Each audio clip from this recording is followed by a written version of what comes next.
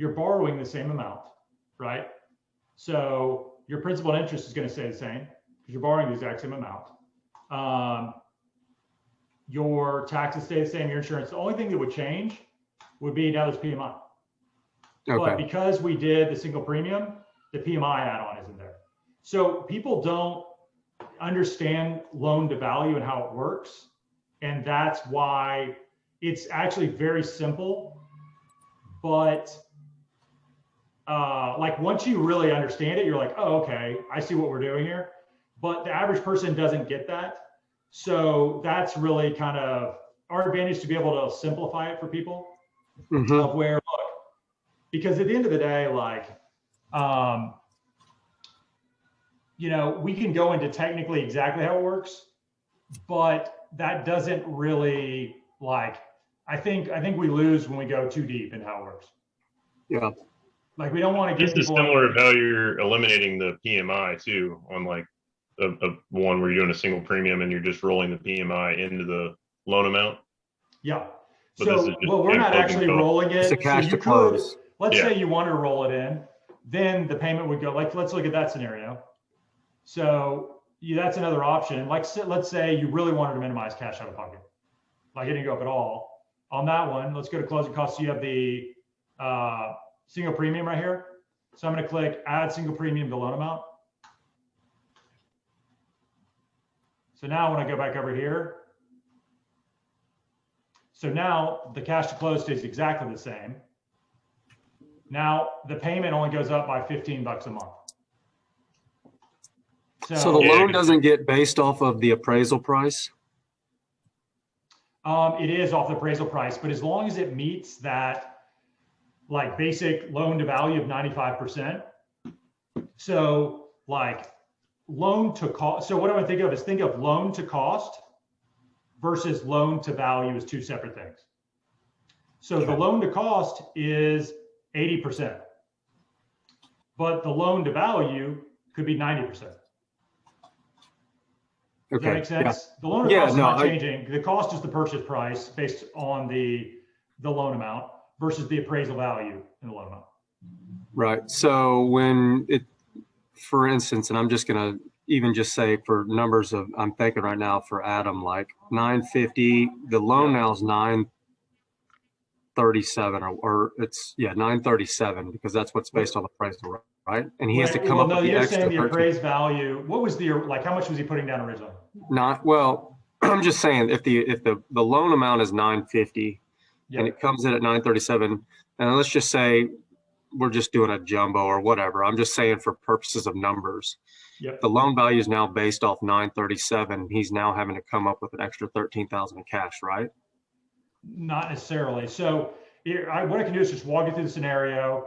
If you just tell me like how much was he putting down? Was he putting down 10% originally? Was he putting down 20%? Off that 950. 10%. So I think he put down 100,000. Okay. So his loan amount was 850 all in. Like whether you break it up to first and second, but all in it's 850, right? Right. Okay. So basically 850 divided by 950. So loan to value is basically 89.5, right? Right. So it comes in at 937. So we take that 850 divided by 937, and that's at 90.7, right? Now, what we can do is say, okay, like that now goes over the next threshold. So if we look at, he's still got to bring that 950 to the table, but the way the second lien lender is looking at it is we got to make sure, okay, does that second lien lender go up to 95% with that loan balance? And if they do, then now his pricing may go up a little bit on the second, but he doesn't have to bring any more money to the table. Okay. So, but the one time where we do run into a real issue where we can't do this is on a true jumbo. Now, there may now be more options. I don't know, you guys maybe researched it for like a 15% down jumbo, but those were gone for a long time. They may I'm only finding 20, right? Okay, yeah. So in that situation, in a jumbo, it comes in low. But what I'm finding is that like, this isn't as much of a jumbo issue. People who do jumbos sometimes have. The jumbos don't require PMI, I think. and they don't require PMI, but they do require 20% down. Right. So let's say you're putting 20% down, the appraisal comes in low, you do have to make up the difference in cash. Yeah. Okay. Yeah. So you're going to use this a lot more just for your straight up conventional. Okay. And so I would say up to a purchase price of 900,000, it really works. So let's dig into a little bit more of like the talking points, because what you want to do is you want to be able to get the meeting, like say it so where the realtor is intrigued. So like, what's your like kind of teaser? And then how do you like explain it actually when you're face to face with them? Right? Yeah. Okay. So, so I think Ideal. I've been saying, hey, you know, have you been having problems with the low appraisals? And not one realtor said no. Right. So you just hook right. Yeah. Perfect. So just saying, hey, look, have you been having problems with, you know, low appraisals? They say yes. Then, I mean, so it sounds like you've already kind of got the teaser pitch pretty down, and that. I mean, I just said that to every realtor, and they're like, yes, and I'm like, well, we got a way to fix that. Yeah. And then everybody wants to hear. Yeah. Awesome. So I think the key is to avoid telling them on the phone, and I try to leverage it to a face-to-face. Just say, hey, look, I tell you what, I could try to explain on the phone. It's actually like, I think face-to-face, I can just like show you a scenario. I think it'll make it so much more sense. Like when you have actually have a moment to, so I tell you what, like, what's your favorite coffee? Oh, hey, let's meet there. I'll have your coffee ready for you. We'll go over a couple of numbers and you'll be back on the road in no time, but you'll have this strategy in your back pocket, which I think is going to help you secure a few more deals. And the way it really does it is, yes, it does solve the appraisal gap, but the bigger thing it does is it gets your buyers on board for being more aggressive. It takes away their fear, because a lot of times the agent knows what they need to offer to get the offer accepted, but the buyer's afraid to offer that much because they're afraid, well, what would happen if the appraisal comes in low? So if I told you we had a solution for that, to where now your buyers could offer what you're telling them to offer, because that's the situation. Most realtors are like, look, I know what you need to offer to get this, but how do I get my buyer on board with doing it? And that's one of the big wins of this scenario. So that's the teaser. That's how you get them in front. And they always like, they never want to commit to something big. So you do what we call lower the bar close. Hey, what's your favorite coffee? 15 minutes and you're out. No longer 15 minutes. Super easy. Like, and if you want to just get up and walk out on me in 15 minutes, you can. So now, does it ever end up being really 15 minutes? Never. Like once they get there, they're going to stay for an hour. I've had every one is an hour long. Yeah. But always will. And they know that, but you just make it so easy for them to say yes. And you make the minimum requirements so low. So you use the teaser to book them. Then when you sit down with them on it is, look, here is the problem. The problem is, first off, my buyer is afraid to make an offer over list, too far over list because of the appraisal. So the big issue you have is not the appraisal coming in low, it's you not getting your offer accepted, right? So if your buyer would truly make the offer they need to make, then more of your offers will get accepted, right? Yeah, okay, so that's actually your biggest problem. Second problem is, okay, once you get in our contract, that appraisal comes in low, and now your buyer's got to bring in a whole lot more money to closing. They're upset, they're freaking out, they're calling you. So that is, that's your second problem. So here is how we're going to solve this.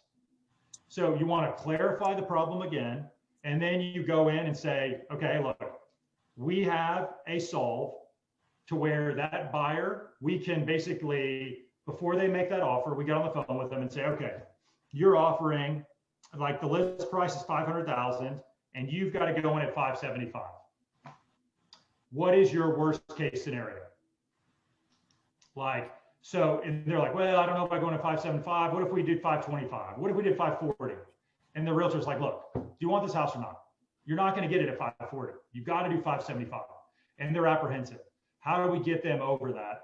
So the big is the big reservation. They don't think the house is worth it, and they think they're going to be overpaying. Or is the big reservation, they're afraid they're gonna have to bring too much cash?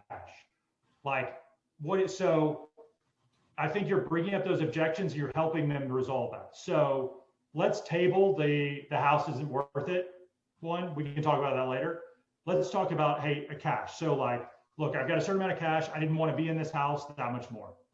So we've got a 575, or let's say 550 more. So 550, they're going to go in, 500 purchase price. Let's run it, this scenario. Let's look at the appraisal comes in at 500 at list price. The appraisal comes in at 480. Appraisal comes in at 450. Now I've got a presentation right here that shows your buyer. Look, here's the budget cash they said they were comfortable with coming into, and they said they were comfortable coming at $100,000 closing. Look, even when the appraisal comes in at 480, which you and I both know would never come in that low because there are comps out there to support it. Even when it comes in at 480 or 450, I know you're in there. You can see right here, their cash to close does not go up. So that's where you create this. So what I would do is create a dummy version of this, print it off and bring it to your meeting with them and walk it through with them and get really familiar with the numbers on this one so you can pitch it again and again. But the real problem this solves is not low appraisals. The real problem this solves is buyers not getting their offers accepted because they're afraid to offer what it'll take. So that's the value you've really got to pitch. We got appraisal gap strategy. You know, are you having problems with low appraisals? Are you having problems with getting offers accepted? Everybody's gonna be like, yeah, are you an idiot? Like, of course, everybody is. What if I had a solution for that? Sure. Is that helpful? Yeah. Very Sure. helpful. So when I came up with the trust income stuff, I had 7 buyers in a row that could have closed with this, and I didn't get any 7 of them. And the reason is not because the trust income didn't work. It was because I could not communicate it well enough to get buy-in. The more practice I got, the better I got at communicating and articulating what I was saying to where people got it. So I just kept playing with it, refining how I said it, refining how I pitched it. This works, but you're going to have to work at your communication just like I am. Like the more I pitch it, the clearer it gets in my mind and the more simply I can put it. The more agents I talk to, the more I start to realize like, what are their objections? How can I say it in a way they can get it? So you just need a lot of reps. The more you do it, the more it'll get and make sense. I encourage you, go back to that mortgage coach video, listen to it again and again and how she explains it. Yeah. Is that helpful? No, very helpful. Awesome. Do you All right, think guys. that they do the 2 options? Do you think that they would accept more of the payment going up slightly or the cash to close going up? Ask them. I would Okay. ask them, say, what's a bigger deal to you? Is it the cash out of pocket or is the payment? Yeah. Now, that was pretty sexy when the payment only went by $15. Yeah. That was pretty nice. So, you know, I'm just kind of play with it, but that's where you knowing what your buyer is wanting and what really matters to them. So I usually ask every buyer up front, what is your monthly payment budget? Like, is there a number you definitely don't want to go above? And is there a cash that you're comfortable with investing in that you don't want to go above? And is there a timeline you're wanting to be in a house and what's driving that timeline? Those are the 3 most important questions I ask. And the reason is because I craft every strategy to hitting those targets. Okay. Sound good? Good. All right, Where guys. will a copy of this recording be? Oh, is this recorded? Yeah. Oh, yeah. Okay, cool. I would ask Hope. Reach out to her. She Okay. can tell you. Awesome. Okay, guys. Okay. Later, bud. Thanks.